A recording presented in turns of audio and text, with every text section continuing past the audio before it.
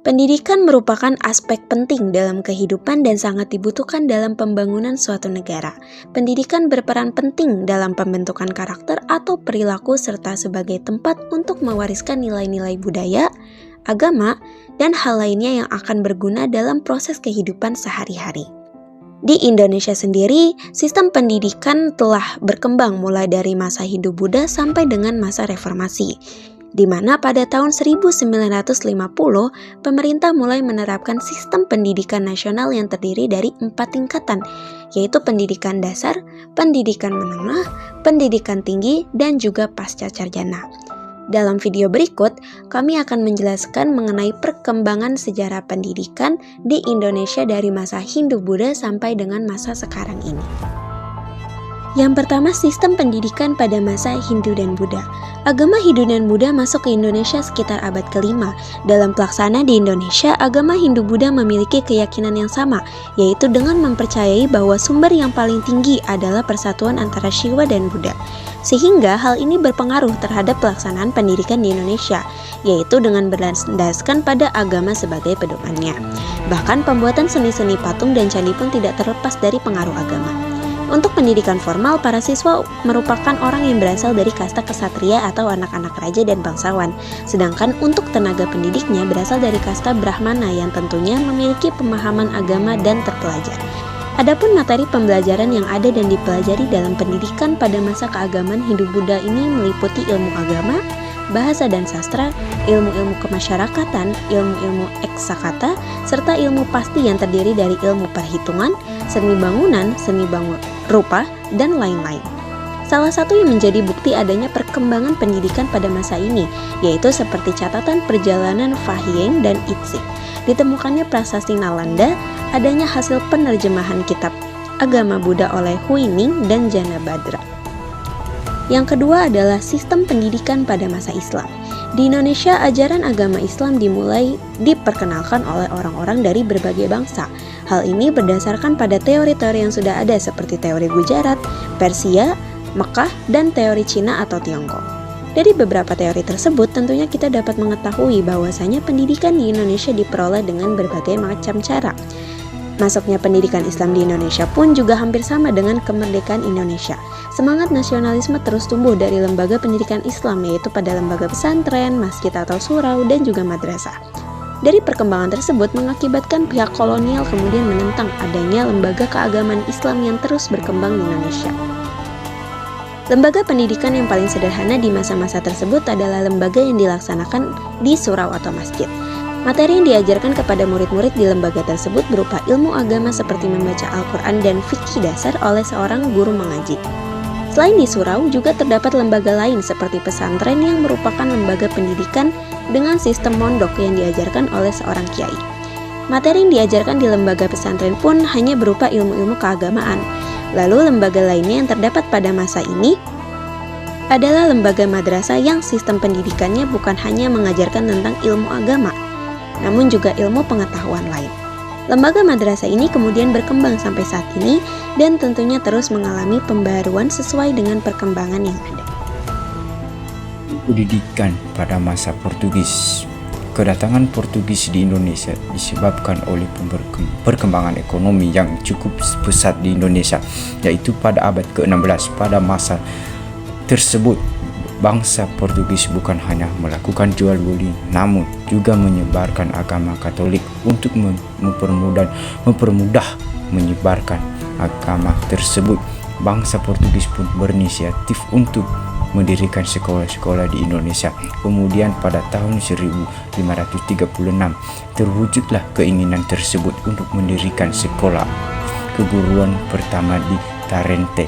Sekolah lainnya yang mereka dirikan adalah sekolah menari bagi anak-anak pribumi dan Maluku.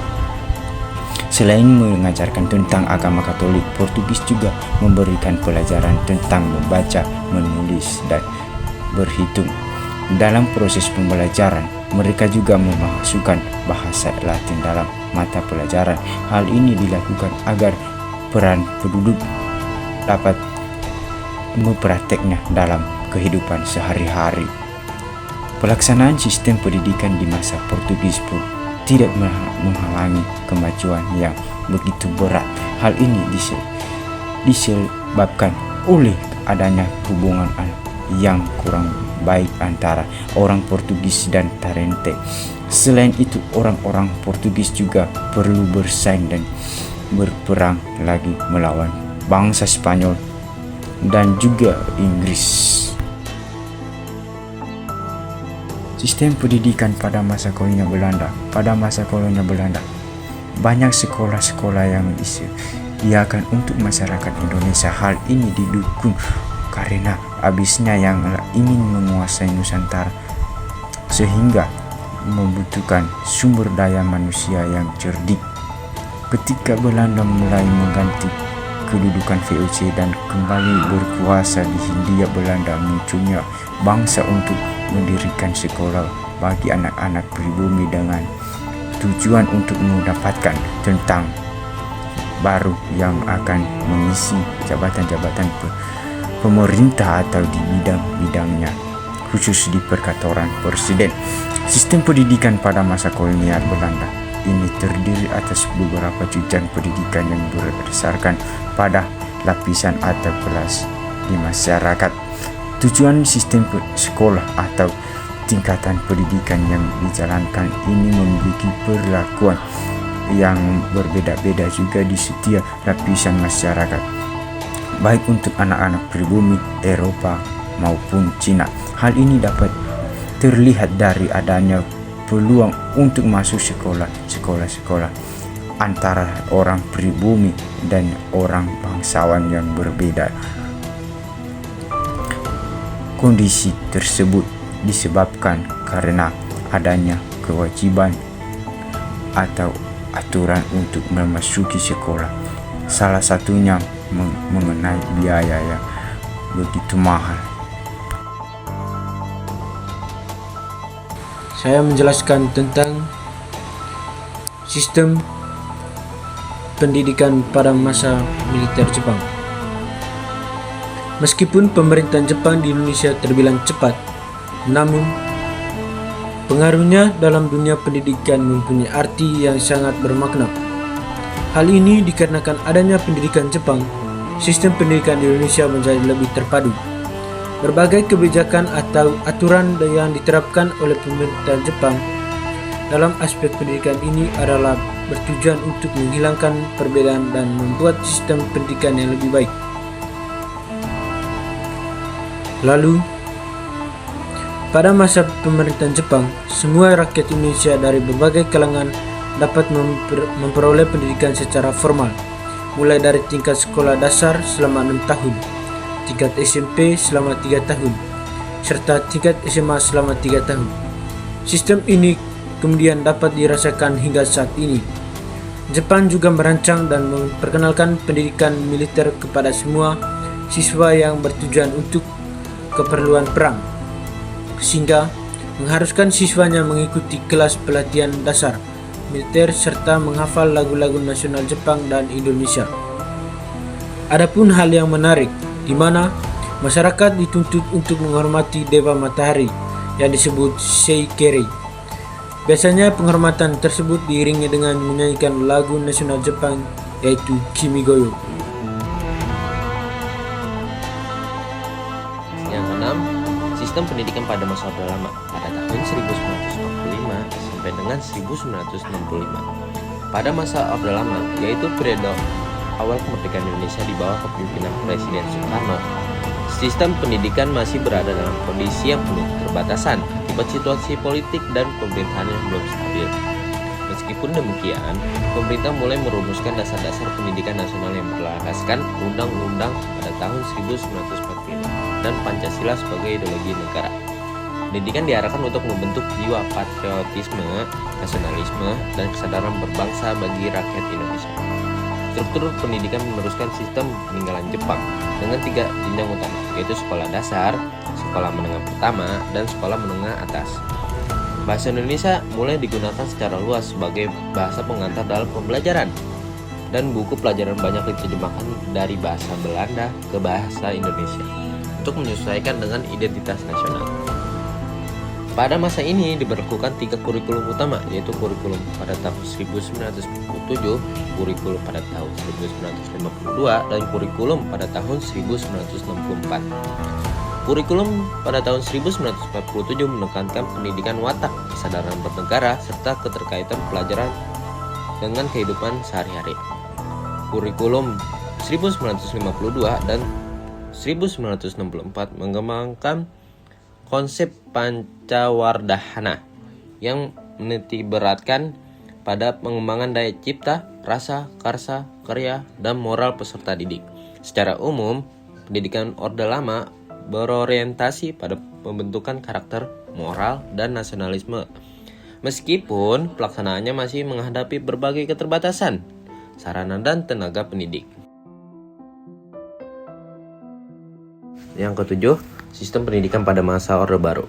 Pada tahun 1968 sampai dengan 1998. Masa Orde Baru di bawah pimpinan Presiden Soeharto menempatkan pendidikan sebagai alat utama untuk mendukung pembangunan nasional. Pendidikan lebih diarahkan pada pemenuhan kebutuhan pemerintah dalam menghasilkan sumber daya manusia dalam jumlah besar, sehingga aspek kualitas dan kreativitas peserta didik kurang mendapat perhatian. Pada periode ini, sistem pendidikan bersifat sentralistik dan syarat dengan doktrinisasi ideologi Pancasila. Peserta didik dituntut untuk menerima dan menghafal nilai-nilai yang ditetapkan pemerintah tanpa ruang kritis yang memadai. Kurikulum yang diterapkan meliputi kurikulum pada tahun 1968, 1975, 1984, dan 1994. Kurikulum pada tahun 1975 sangat menekankan indoktrinisasi ideologi negara.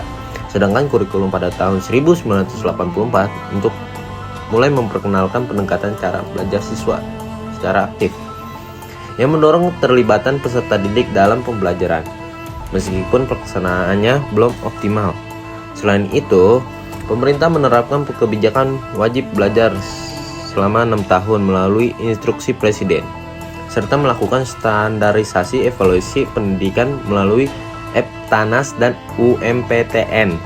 Namun, sistem evaluasi ini dinilai menimbulkan tekanan bagi siswa dan belum sepenuhnya memperhatikan potensi individual peserta didik. Secara keseluruhan, pendidikan pada masa Orde Baru lebih berorientasi pada stabilitas politik dan kepentingan pembangunan negara daripada pengembangan kepribadian, kreativitas, dan kepekaan sosial siswa. Sistem pendidikan pada masa reformasi. Masa reformasi merupakan masa perubahan yang terjadi setelah pemerintahan Presiden Soeharto. Salah satu perubahan yang sangat signifikan pada masa ini adalah adanya otonomi daerah, termasuk juga otonomi dalam bidang pendidikan. Di era ini, pendidikan diberikan kebebasan untuk berkembang secara luas, serta segala aturan yang ada pada masa Orde Baru pun dilakukan peninjauan kembali. Pada masa ini, bentuk pelaksanaan pendidikan diubah dari bentuk sentralistik menjadi bentuk desentralistik. Sistem pendidikan pun terus diperbaiki dan juga terdapat berbagai kebijakan demi tercapainya pendidikan nasional. Selain itu, perubahan dalam sistem pendidikan pada masa reformasi ini dapat terlihat dalam pergantian kurikulumnya, yaitu sebagai berikut. Yang pertama, kurikulum 2004 atau KBK.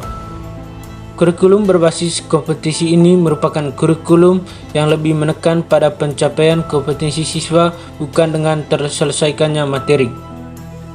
Yang kedua, kurikulum 2006 atau KTSP. Kurikulum KTSP ini dilakukan untuk melaksanakan amanah yang terkandung dalam Undang-Undang Dasar Nomor 20 Tahun 2006 tentang Sistem Pendidikan Nasional serta Peraturan Pemerintah Republik Indonesia Nomor 19 Tahun 2005 tentang Standar Nasional Pendidikan. Yang ketiga, kurikulum 2013. Kurikulum ini bertujuan untuk meningkatkan mutu pendidikan mulai melalui penerapan nilai-nilai budi pekerti, akhlak yang mulia, serta ilmu pengetahuannya di dalam kehidupan sehari-hari. Dan terakhir, kesimpulan dan saran. Dari hasil dan pembahasan di atas, penulis menyimpulkan bahwa perkembangan sistem pendidikan sangatlah penting. Sistem pendidikan merupakan serangkaian komponen atau unsur pendidikan yang saling berkaitan antara satu dengan yang lain, guna mencapai tujuan pendidikan nasional. Sebagai proses untuk mencapai tujuan tersebut, sistem pendidikan di Indonesia terus mengalami perubahan dari masa ke masa. Kemudian, penulis mengambil sejarah perkembangan sistem pendidikan di Indonesia ini mulai dari masa Hindu-Buddha, masa Islam, Portugis, kolonial Belanda, militer Jepang, masa Orde Lama, Orde Baru, dan masa Reformasi. Setiap masa tersebut tentu memiliki kelebihan dan kelemahannya masing-masing, guna sebagai pembentukan karakter bagi anak-anak di Indonesia, sehingga dapat mencapai tujuan pendidikan yang diharapkan. Selain itu, perkembangan tersebut juga dilakukan karena menyesuaikan dengan kondisi dan kebutuhan di masa tersebut, serta untuk perkembangan di masa yang akan datang, sehingga dengan segala perubahan dan perkembangan tersebut diharapkan dapat menjadi gambaran atau tolak ukur bagi sistem pendidikan untuk saat ini maupun di masa yang akan datang.